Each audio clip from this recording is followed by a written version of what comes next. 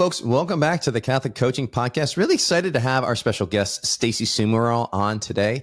So Stacey actually just went through our certification program, but I knew Stacey back when we had our virtual Catholic conference days. She was actually one of the first presenters that we had on that original conference back in 2020, height of COVID. Gosh, don't want to go back there.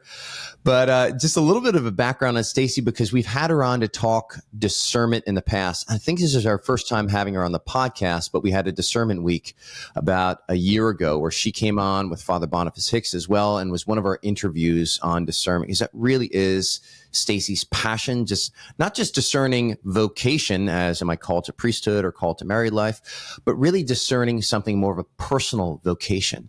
And she's got a beautiful approach to discernment that really helps it to be not so much about just making a decision as if that's the goal of discernment, but entering into a relationship with the Lord in the process and becoming closer to our Lord.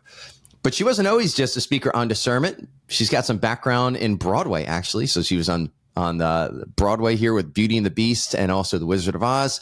And then she stepped away from that and was actually on a Lifetime show that was called, gosh, what was it?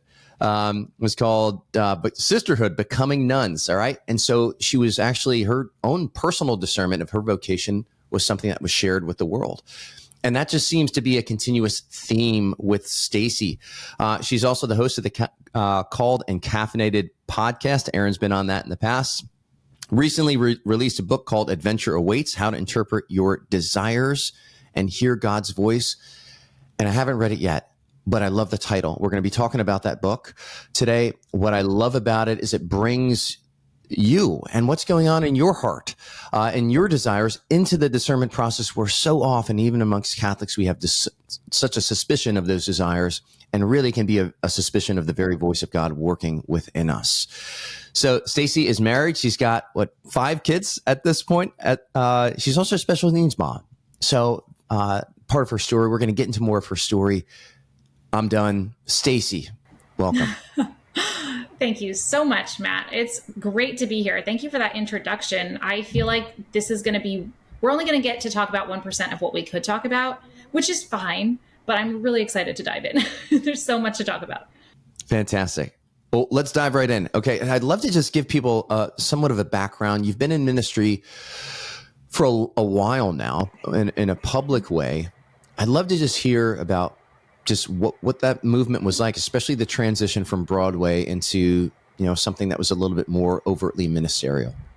The short answer is messy, very messy. So I was doing the Wizard of Oz national tour, and then I went on the Beauty and the Beast national tour, living this dream of being a working actor, making my living as an actor. And I had pursued that very hard for about 8 years, gone to college and was a musical theater major.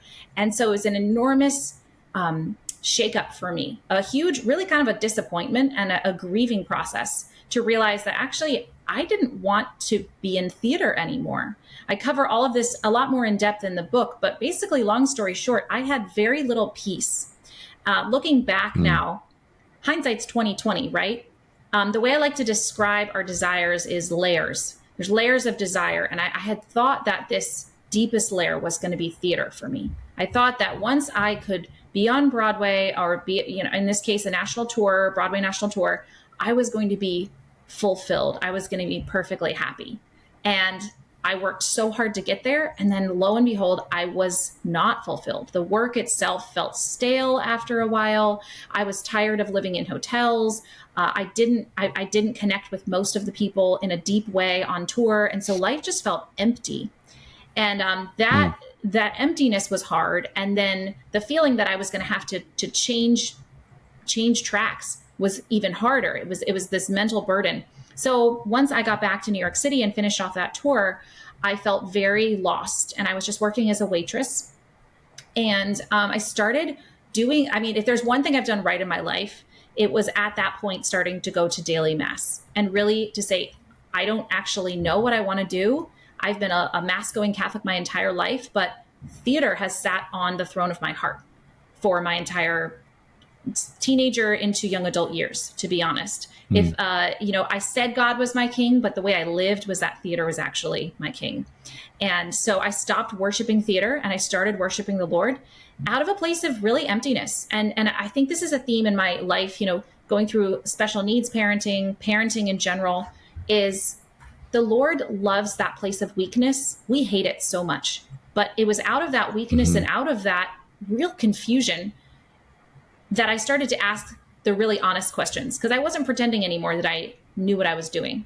I couldn't pretend that I looked like, that I knew where I was going and what my path was and what my direction was. So I started going to daily mass, and through a long series of events, ended up discerning religious life.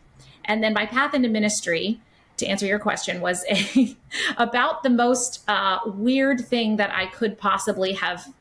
Really, I didn't choose it. God chose it for me. I was on a reality TV show sharing my discernment of religious life with the world.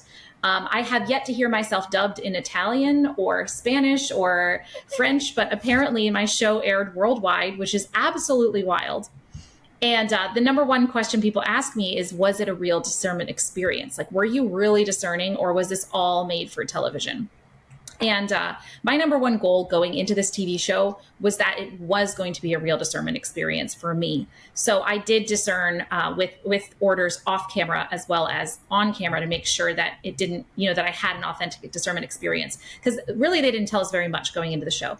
But I was very happy to find out that they did actually want it to be a genuine discernment experience for us. And so we visited 3 convents on camera. And really I can go into this later, but the best work happened off camera, because we were doing holy hours every day. We were going to daily mass. The Lord was doing great work in my heart off camera during the filming of the show. And so I left that experience transformed and really actually learning to surrender to the Lord's will for my life. It was not what I wanted to do. This was not my plan. Like you, I've heard you speak a lot, Matt, and I'm a very choleric person. I like to make things happen for myself. So this idea of surrender, for a phlegmatic, that probably sounds great. For me, nope, that's the opposite of what I want to do. But I realized that was the only way that I was going to have an authentic relationship with the Lord. If I really was going to acknowledge who God truly is, I had to learn to surrender, because the truth is He has the answers and I don't. So long story short, the show airs worldwide, and people start reaching out to me and saying, I'm as confused as you were on the show. I don't know what I'm doing. People sometimes even reaching out with vocational regret. I got married 10 years ago, but I'm wondering if I should have been a nun. How did you know what God's voice sounded like? I heard from a lot of people who were saying, how did God speak to you? How did He tell you what your vocation was? Because at that point, I didn't know what my vocation was, but I did know that I didn't know who I was called to marry, but I knew I wanted to be married. And so I realized there was this massive, massive gap in Catholic formation, where the average Catholic, your average Catholic on the street, didn't know how to hear God's voice. And to be honest, neither did I. So I didn't approach my ministry from a standpoint of being an expert. I approach it from a standpoint of being a curious learner, really trying to learn from people who are wiser than I am and have more learning, more wisdom.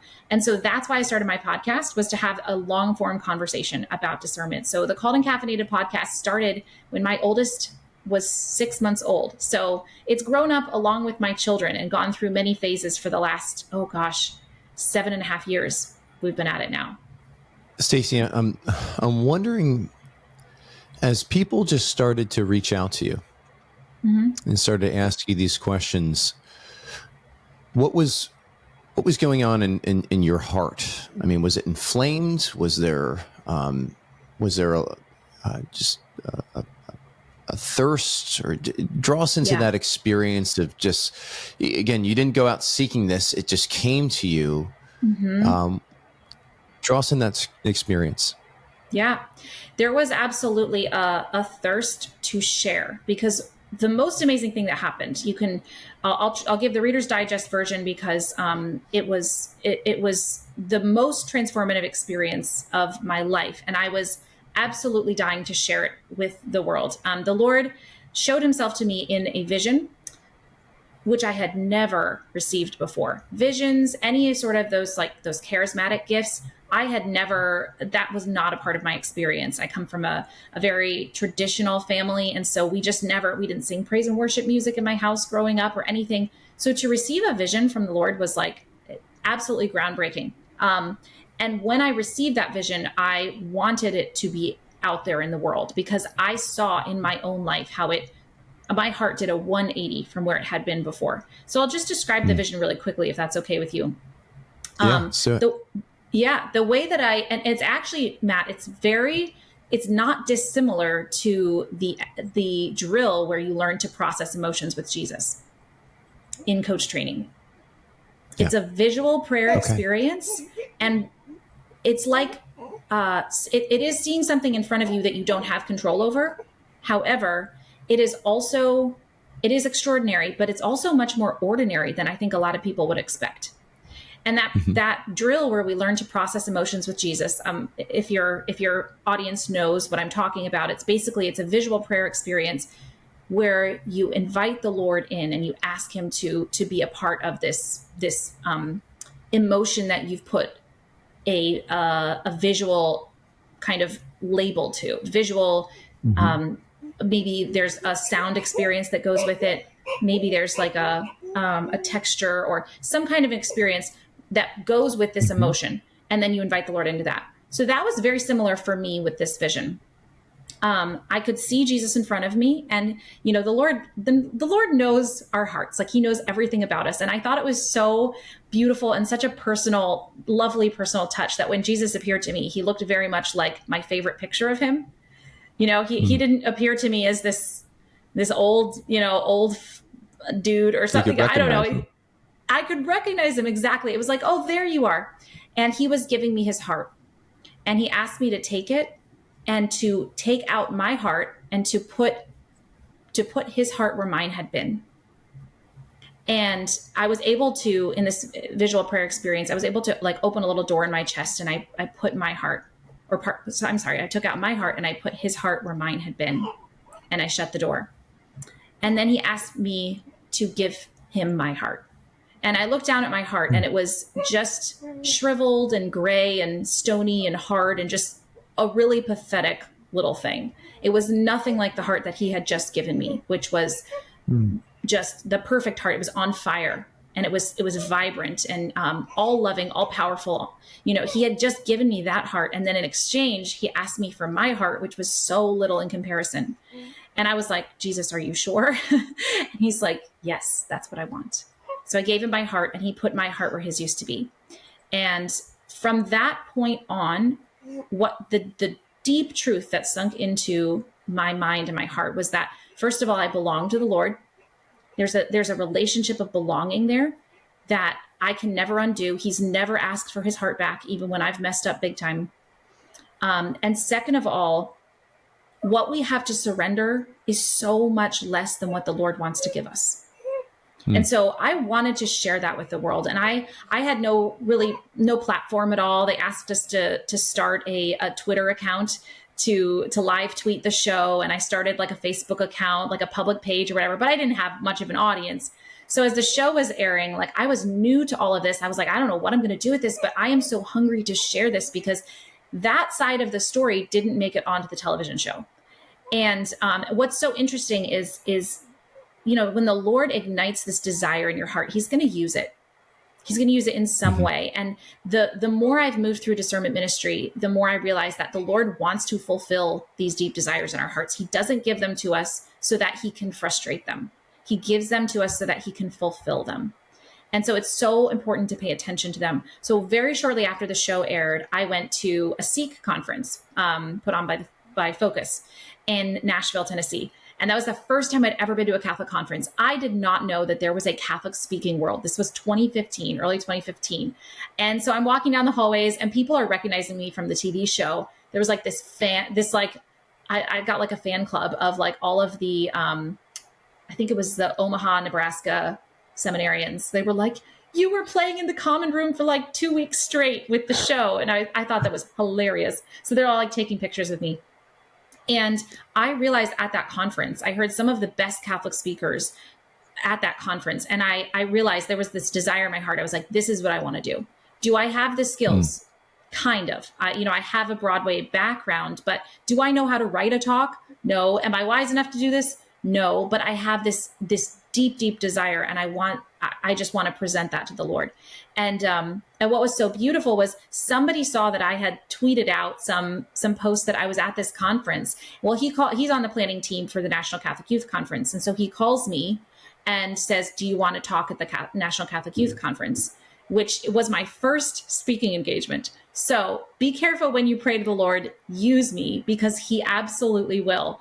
And I don't think I've ever been so nervous in my entire life as I was going into that conference, because I knew I didn't have as much experience as any other speaker there. And I was coming over from, learning a script to now I have to write my own hour-long talk, and it's all my words. Did I do a good job?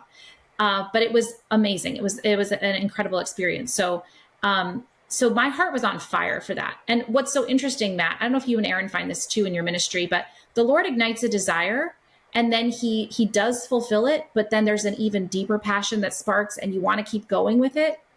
And what I think was so interesting was, at the time I had met my husband, I was engaged. This was when I was speaking at the National Catholic Youth Conference in 2015. So I have this entire ministry that I want to just spend all of my time just delving into learning how to be a good speaker. But at the same time, and my fiance, now husband, was totally on board with that. But at the same time, real life hits. We conceived a baby on our wedding night. And so I became horribly sick, and everything to do with speaking had to take a back seat. And at the time, the Lord does this a lot, where you have this desire, and then you don't see it being fulfilled in your life at that moment. You don't see any way to fulfill it. And so that was the season I went into, because not only did I have a baby 9 months after we got married, but then we were still learning to use natural family planning, and we weren't very good at it. Well, we had another baby 364 days after our first baby. So I conceived another baby 3 months after I had my first. And I was just living in this mess of like breast milk and diapers. Like it was a wild and crazy time in my life. And I'm like, okay, so now I have 2 tiny children. How am I possibly going to go speak? But what I see now, again, hindsight's 2020, the Lord didn't ignite that desire so that it could be frustrated, even though I had to turn down some speaking engagements. Because what my children have taught me really is the seedbed. That is the training ground for everything that is going to fuel my ministry. So the Lord gave me the desire, and I thought I could fulfill it in this way. I was like, well, Lord, it's a good desire. Why can't I be a speaker? Like this is really hard to have 2 children that we didn't plan right away. And it felt like a big step backwards, but it was actually the biggest step forward. So my ministry has grown along with my children. And it's been a slow growth as a result, but I think it's been so much better as a result of that. Like I wouldn't have anything to share if it wasn't for what I've learned from my children. Wow. Wow. I mean, I really appreciate the way that you got into the evolution of how this ministry call continued to be persistent amidst, transitioning to different seasons of life. I mean, transitioning from singlehood into marriage is one, but really it's a very swift transition that you both had to parenthood there as well. And then parenthood of multiples. And it can be so easy to say that life is happening to you in that moment. Yes. But there's this life happening for you that really, it was more of a preparation rather than a counter. We get this question a lot, Stacey, especially even with people that are discerning coach training. Maybe they still have littles that are at home, or they're married, and they're afraid that this ministerial calling is going to be something that compromises excellence in their vocation. When I say vocation, I'm talking about the Christian vocations of marriage or priesthood or religious life. Can you speak into that a little bit? The interplay between this personal calling, maybe Mother Teresa, what she'd say, that call within a call, and how that interacts with the traditional Christian vocations of marriage and priesthood and religious life. Yeah, absolutely. Well, I was very blessed to have Father Mike Schmitz on my podcast a couple of years ago. By a couple of years, I guess it was maybe 5 years now. But he said something I will never forget, which is that our calls, as long as we're keeping our calls ordered, we don't have to worry about whether we should do this thing or that thing, keep them in order and it will flow beautifully. And this is what my husband and I have returned to time and again. Our number one calling is to be in heaven with the Lord. It's our call to eternal union with him. Under that is our vocation. So I always have to keep my vocation as a mother and a wife ahead of my speaking ministry. You know, the everything else call, ministry, job, everything else goes below your vocation with a big V. So it goes heavenly call, vocation, and then underneath that, everything else. So there's a lot of moments where it is a gray area, as I'm sure, you know, people in your community and your audience experiences. Every single time I get a phone call, you know, or a message saying, hey, could you come speak here? I also make candles, you know, could you sell these candles at this, whatever, for this online retailer or whatever. I have to discern and say, I have to look honestly and say, is this amount of time that I need to put towards this and this effort that I need to put towards this to go to this engagement, is this going to supersede my duties to my family? And my husband and I kind of over time, I've done enough speaking engagements where I know roughly how much preparation time it's going to take, you know, booking the flight, putting together the PowerPoint, packing, all of the email communication needed to coordinate the event. And I have a pretty good idea in my mind of how much time that's going to take because I've been through this. And then of course there's the speaking engagement itself. You have to actually drive to the airport, get on the plane, go, you know, do the engagement, come home. So we've kind of fallen into a pattern now where my husband and I, we don't have to spend a lot of time discerning it. It's a pretty easy yes or no based on, first of all, does our family have anything else going on at the time? Is this going to impede something that's really important to us?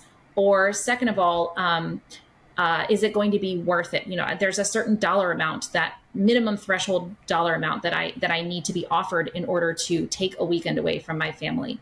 And then also, you know, is this going to be, are we at a season in our life where my husband can take care of the children while I'm gone? He's certainly willing and able to do that. But our general parameter is like, well, I'm not going to be getting on a plane more than once a month, really. That's kind of the realistic answer. It's like more than that. And it starts to feel like my ministry is taking over all of the energy of the family collectively. So he can do it once a month maximum.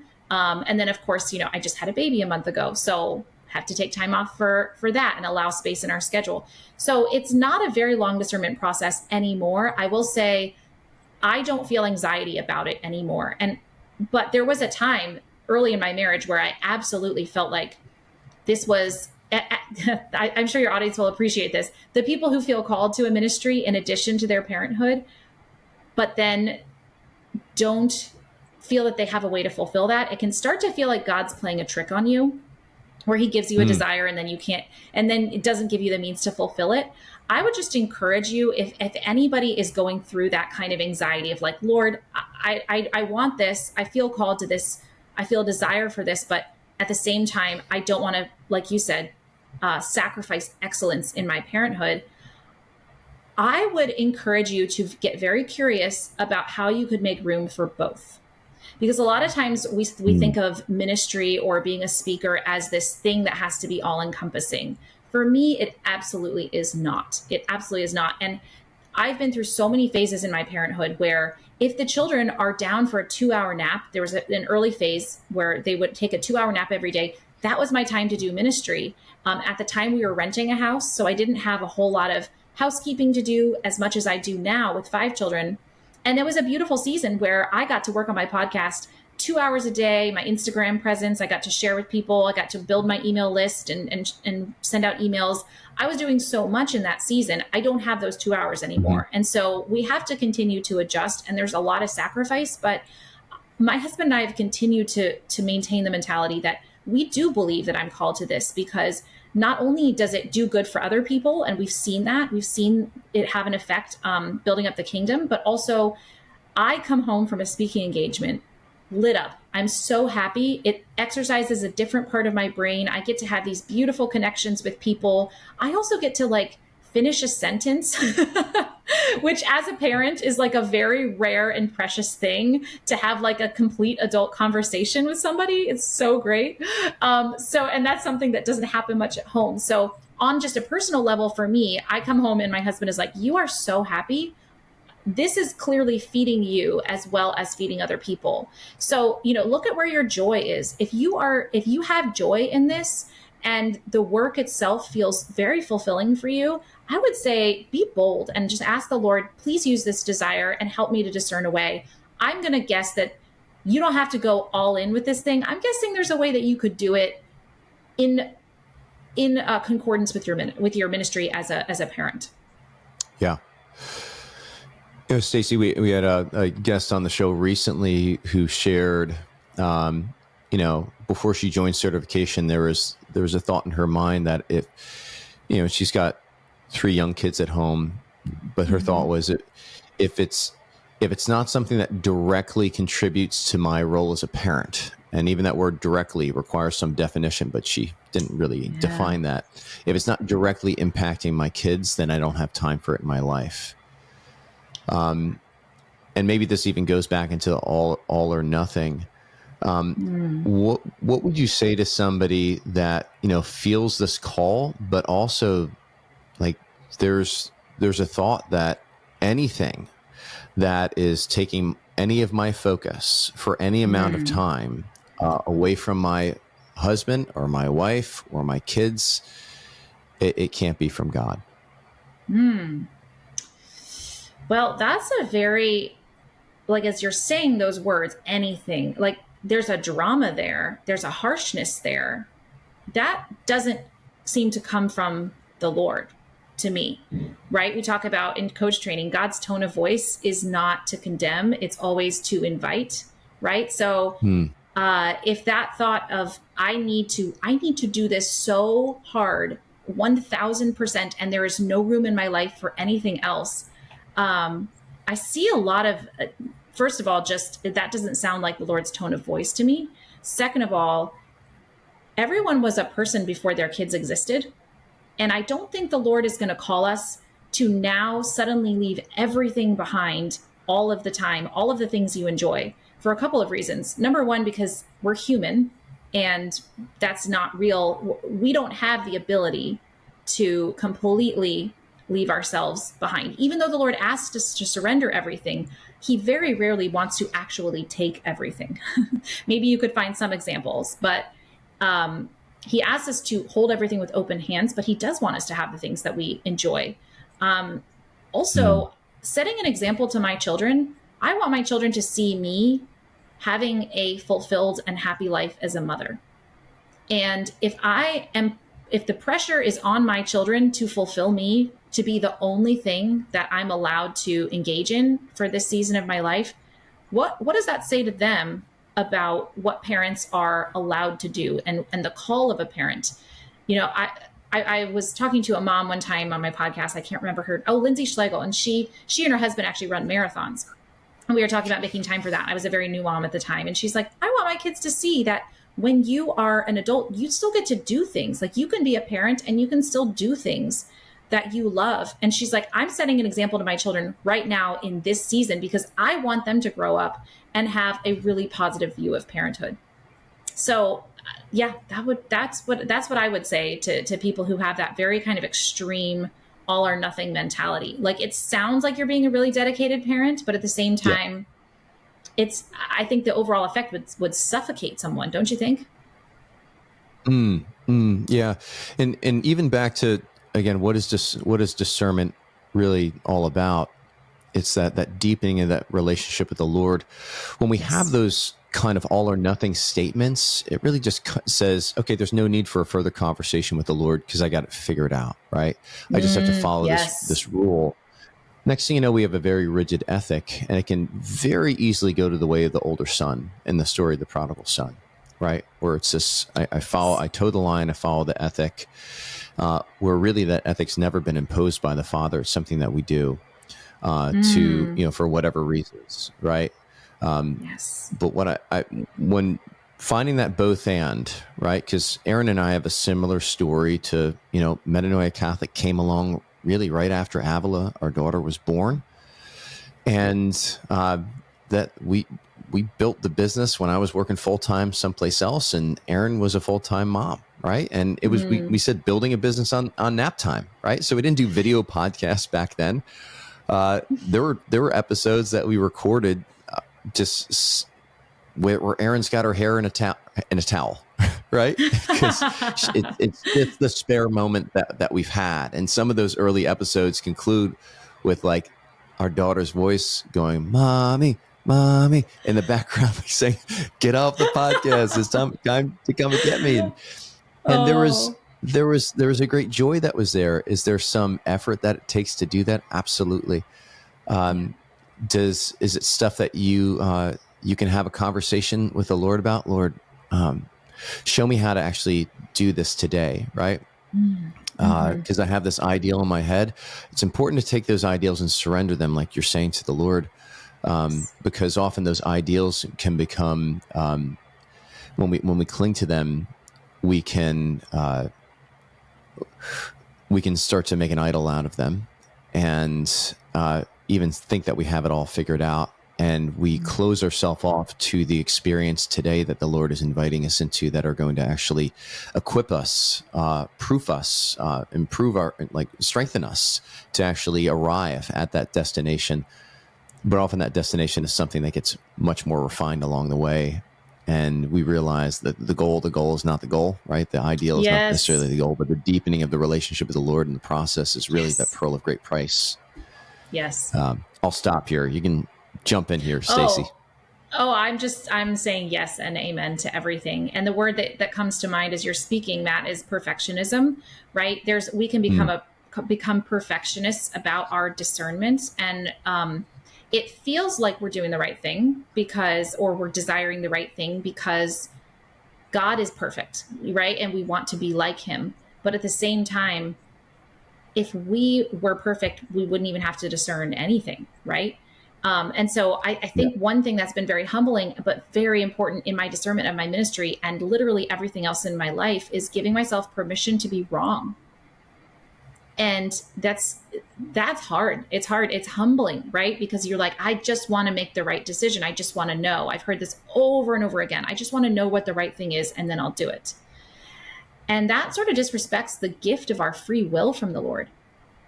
Because he doesn't want us to be his slaves. He wants us to actually choose well. And so much of our discernment isn't settling on this one right, perfect path, but it's praying and trusting the Lord that we've done our due diligence to try to see this problem, this question from every angle we can. And if we still don't know, then probably the best thing to do is to just go for it. Just take action. And then if we need to course correct, there's probably a million ways and a million opportunities along the way to course correct. Like we've definitely I went to a speaking engagement. I'll share something that I didn't do well. I went to a speaking engagement in California, and that's all the way across the country. I live in Virginia, and we had my in-laws watch the kids. This is when we had two, and my husband came with me, and I thought, oh my gosh, this will be so fun. It was the Los Angeles Religious Education Congress, and it was it was a big conference, and it was right next to Disneyland. And I was like,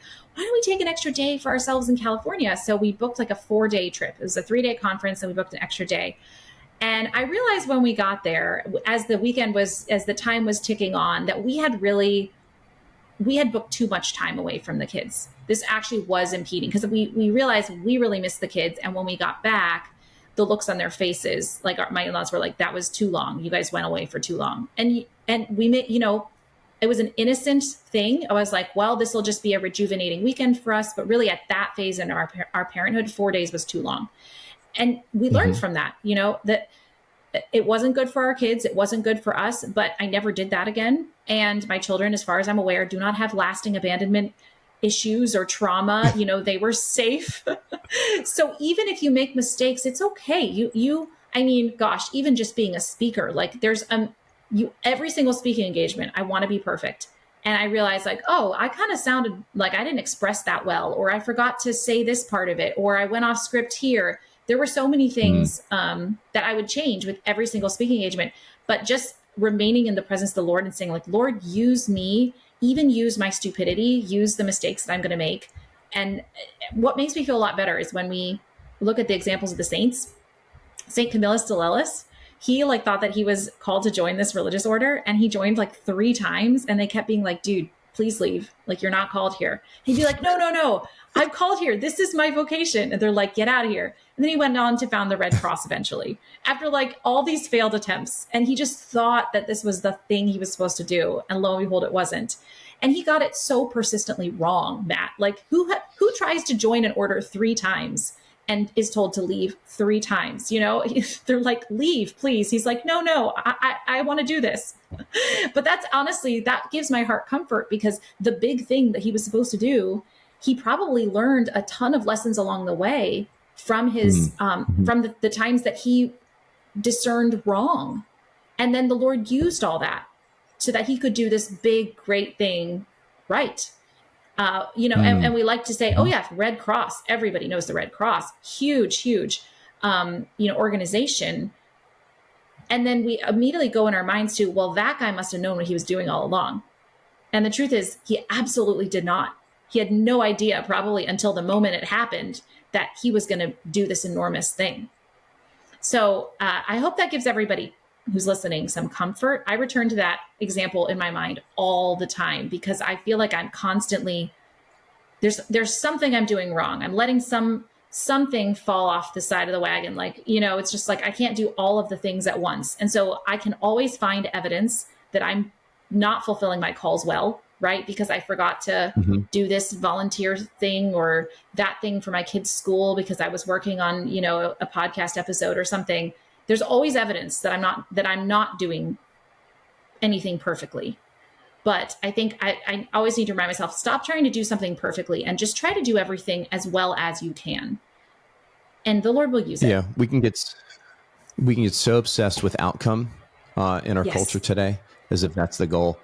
And which is really what's fueling just the worship of AI, and in the sense where we can just get to an outcome so much faster. And I remember listening to an interview with Simon Sinek, who was sharing how, I was like, you know, when AI first came out, I asked, you know, AI to write me a book in my voice, right, on this subject. And he goes, and it was probably like maybe 70%, you know, there. And he's like, and then I did it a few months later, and it was like 99%. Like, it was really good, like really dead on. So in a sense, I've got this outcome already, right? The book can be written by this computer and make it even sound like my voice.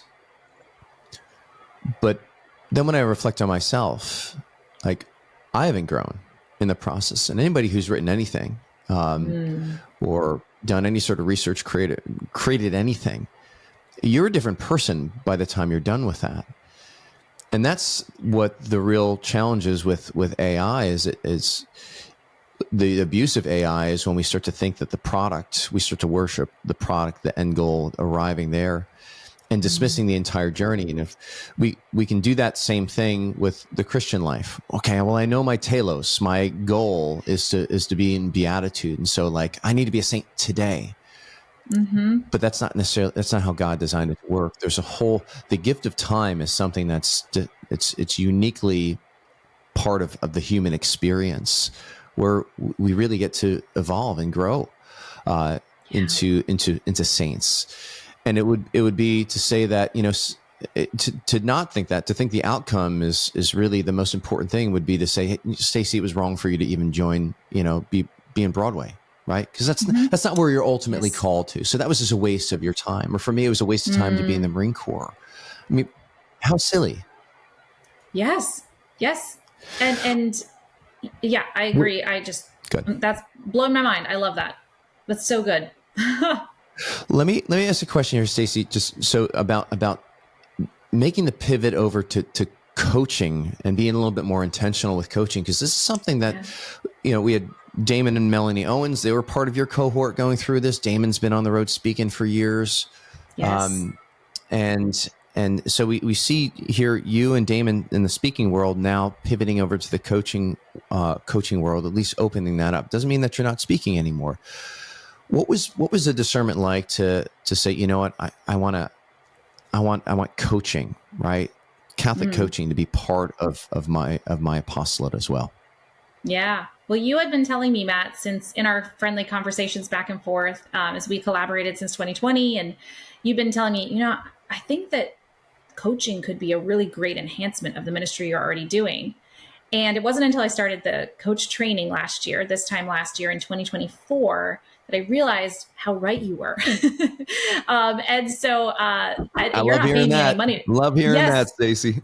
I know you're not paying me to say this. This is not sponsored, but it really is true that everything, I feel like my ministry has been so enhanced by the Metanoia training, because you all are really good with researching, bringing everything back to the catechism.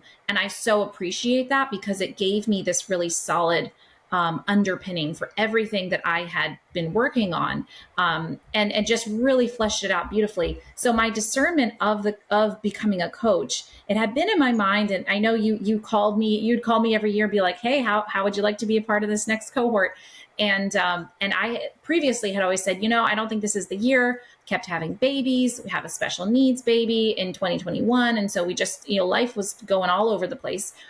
But then you called me in 2024, and I really started to think about it. And at the time, really, I would say I signed up for coach training from a place of pain, actually, and I wanted healing. My husband was like, most people who like want what coaching has to offer, they would just become like, they would go get coached. Why do you want to actually become a coach? And I was like, well, that's because I'm Stacey Sumereau, and I need to learn this thing. Whatever I do, I got to go all in. And I thought, if I could learn this well enough to teach other people, then it will apply to my life. And I really wanted to be the person who goes first with coaching. I wanted to learn the method so that it could actually heal me. Because at that point, at 2024 in April, I was three years into special needs parenting, and I was noticing how much a victim mentality had seeped into my mind and how much it was affecting my life. So a lot of my thoughts were along the lines of like, I don't get to do fun things anymore. I don't get to go have dates with my husband anymore because I'm a special needs parent. Like, I don't get to do the things I am called to do or want to do. I never get to come up for air because I'm a special needs parent. And there was certainly a lot of evidence that I could find that validated those thoughts, because my daughter has a feeding tube.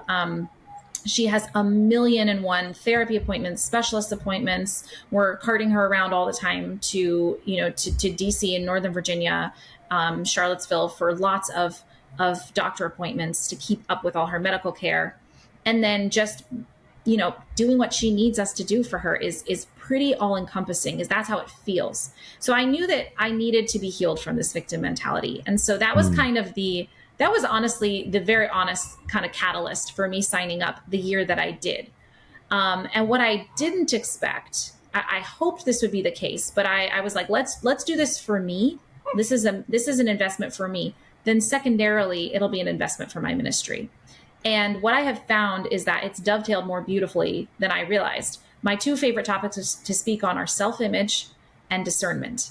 And when I started learning the method for identifying a thought, and then you prosecute that thought and you find out if it's true or not, it was exactly what I had been doing in my ministry, but in a more what's the word? Intentional framework with actual, like, you guys were giving me like, okay, here's what you do with that thought.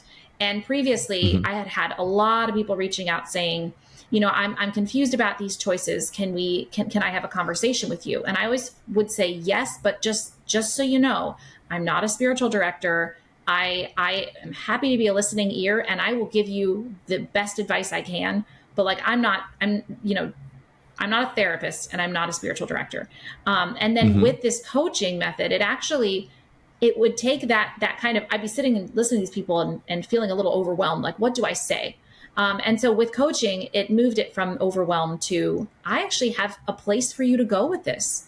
I can help walk you through how to truly discern whether this is the Lord's voice in your thoughts or whether this comes from the devil, and helping people get unstuck. So it's been very transformative, and it's massively satisfying for me, because, a lot of times when I do my ministry, I'm sitting here at my house behind my desk with my kids buzzing around me. I'm not in a ministry position where I'm out working with teenagers or, I'm not kind of talking to teenagers every day, and I'm not talking to college students or young adults on a regular basis. My monastery is my home right now.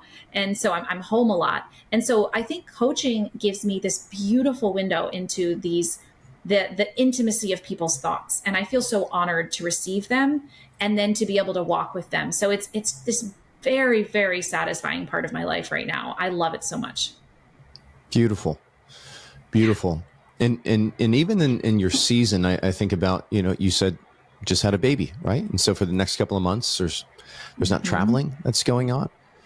But here we are, like you've got child on your lap and we're having a podcast. There's a certain flexibility that coaching allows where you can do it remotely. It's an hour or so that you're just hopping on the computer, you're meeting with somebody, and it doesn't place this excessive burden even on our loved ones, but it still allows us to enter into that calling the Lord has to the extent that we can. And maybe even right now you're in that season where it's just like, I don't even have the hour to give. Like, Matt, we're lucky we got on this podcast here today, right? I know we even rescheduled. This is like this is dash 2, right?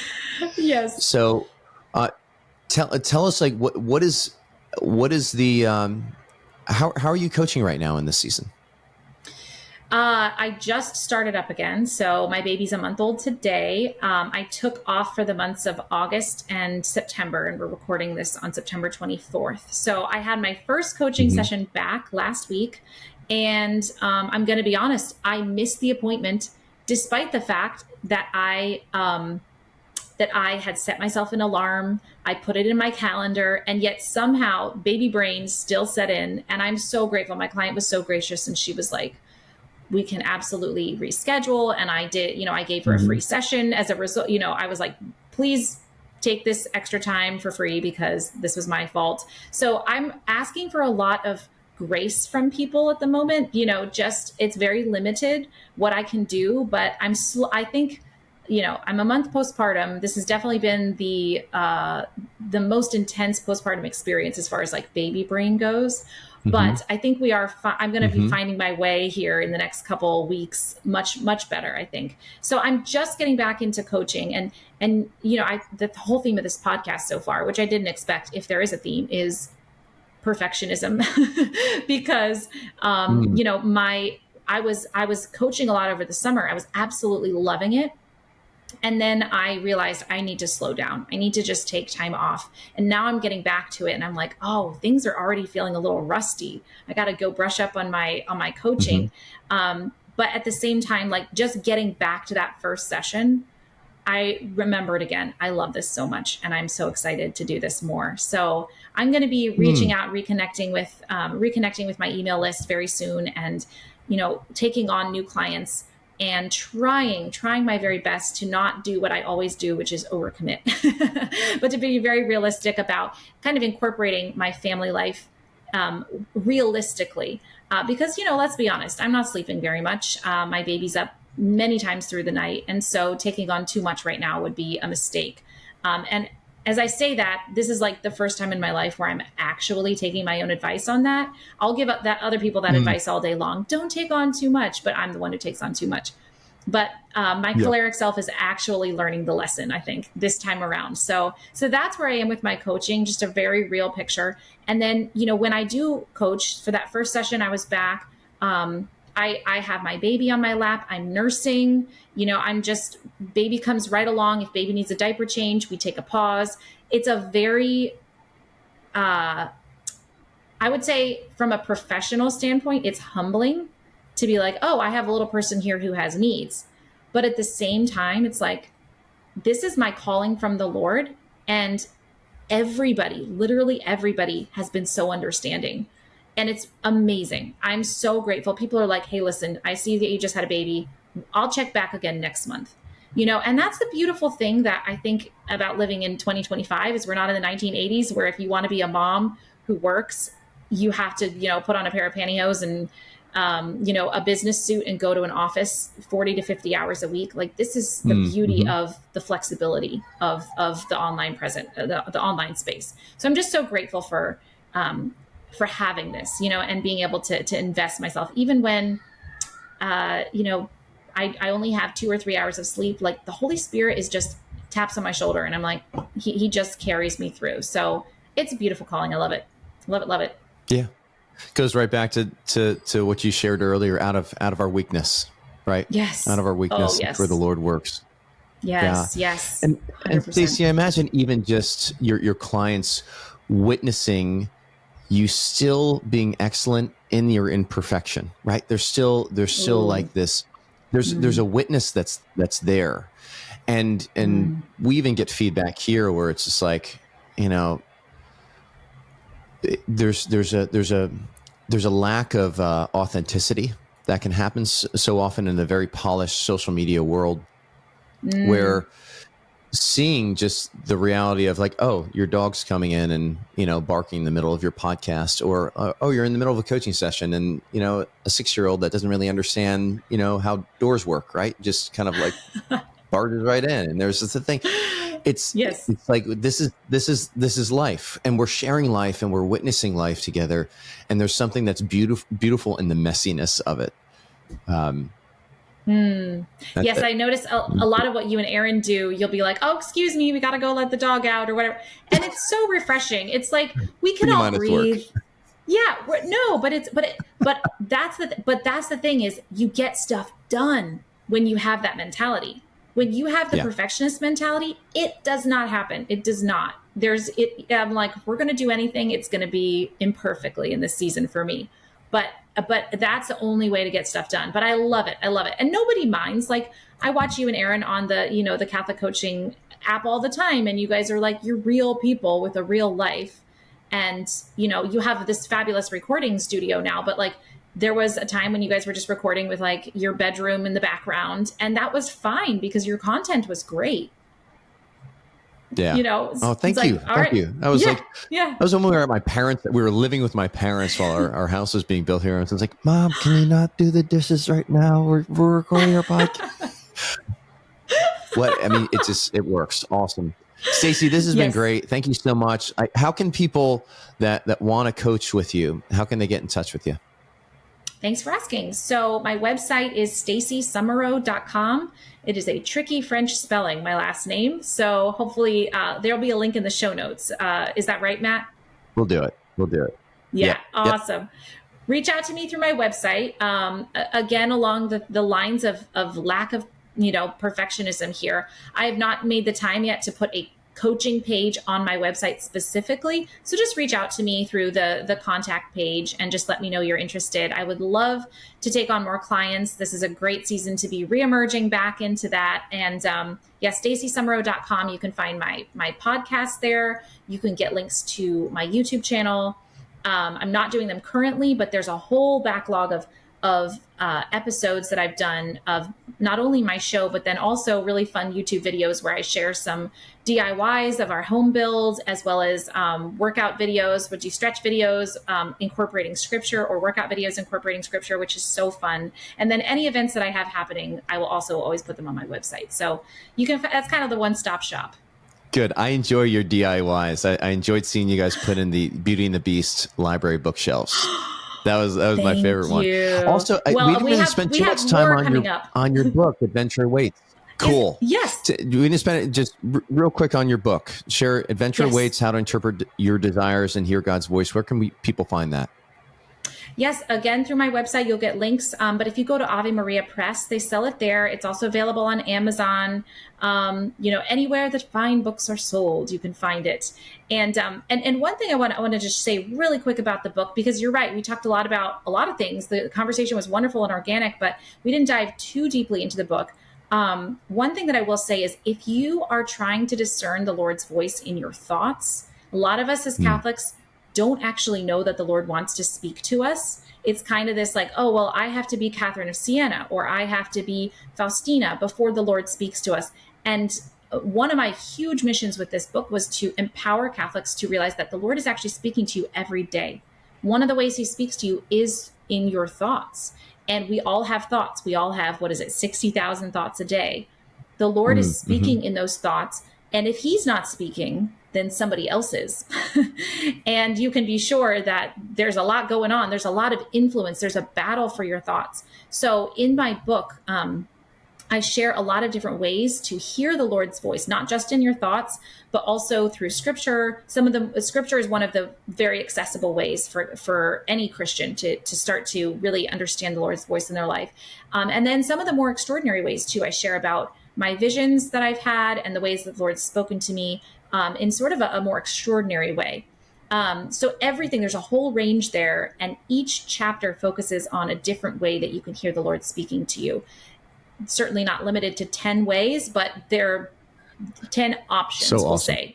Yeah. So if you are interested in kind of really diving into that side of your faith, I've never seen a book like this before. I've never seen a book that starts from well, it's hopefully an entertaining story. Hopefully you'll be very entertained, but then also starts from the premise that the Lord wants to speak to us right now in 2025. And he doesn't want to wait until we are a finished product, a great saint, to start speaking to us. He wants to speak to us in our sin. And I know that because that's what he did for me.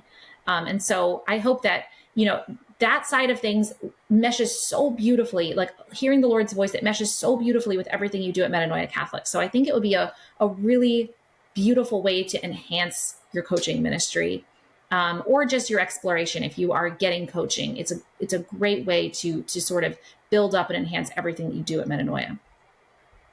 Awesome. Yeah. Stacey, thank you so much. Yeah, we started to be, even with the mission coach training that we launched this year, there's a lesson that's all about discovering your prayer language, entering into your prayer place, all kinds of preparation for meditative prayer. It's very ordinary. I say ordinary. What I mean, it's very practical things that anybody can apply. And it's really grounded in we're drawn from St. Francis de Sales and St. Ignatius of Loyola. So it's not something we're just concocting, right? This has been around, but we've just forgotten it, right? So often that's the case where we just need to dust it off and represent it. So awesome. Stacey, thank you so much for being on the show here. Guys, if you want to get coaching with Stacey, I will put it in the show notes. I promise to put it in the show notes where you can find Stacey and connect with her. But other than that, actually, one more question. What was your favorite drill, Stacey, in certification? Real quick. Let's see. Processing emotions with Jesus. That was my favorite. That's a fan favorite. That's a fan favorite. I know you spoke about that earlier. So, the transformation that is possible with really every drill, but I would say with that drill, you can take a problem that seems impossible. And within 10 minutes, the Lord can solve your problem because it's him that does the work, right? We don't have to slog through everything and reason through everything necessarily ourselves, although reason is huge and applying reason can also untie a lot of knots. But I would say that one is just like, it has this special power because the Lord really does the work, like 100% the Lord does the work. And I love seeing the results with my clients for that one too. Beautiful. Yeah. Stacey, thank you for so much. Everything you do. Awesome. Thank you. You're welcome. Praise God. We are, so folks, as we wrap up here, again, check out Stacey's website, like and subscribe to the podcast. We want to have more interviews here. And again, at Metanoia Catholic, we're on a mission to have a Catholic coach in every parish because we believe there is untapped apostolic potential lying dormant in the pews. We want to get the butts in the pews to be lamps on a lampstand because that's what church is all about, right? It's about growing and expanding the kingdom, and we all have a unique role to play. And it doesn't mean that we have to pack up and quit our jobs and do something absolutely crazy or extraordinary. You just heard it from Stacey, how she's able to weave this unique call within a call elegantly within her vocation and state in life in a way that's beautiful and appropriate. So, folks, we want to help you get there. If you want to help others get there, come check us out at Metanoia Catholic, where we help just train up those coaches to be able to walk with those people to tap into that unique apostolic mission. That's all we got today. Thanks so much. God bless. Hey, thanks for sticking with us in the Catholic Coaching Podcast. If you like what you heard, please like and subscribe, and we'll see you again.